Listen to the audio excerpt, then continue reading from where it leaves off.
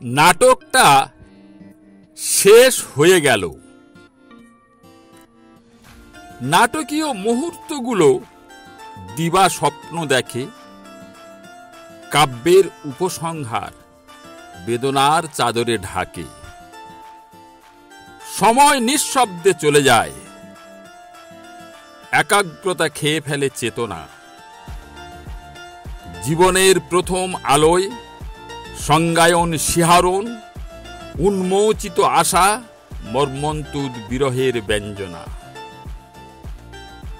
ব্যথার বাস্তবতা যবনিকার জন্ম দিয়ে প্রস্থানের পর্দা টেনে দিল। ভাবতে পারিনি সে কথা, নাটকটা শেষ হয়ে গেল।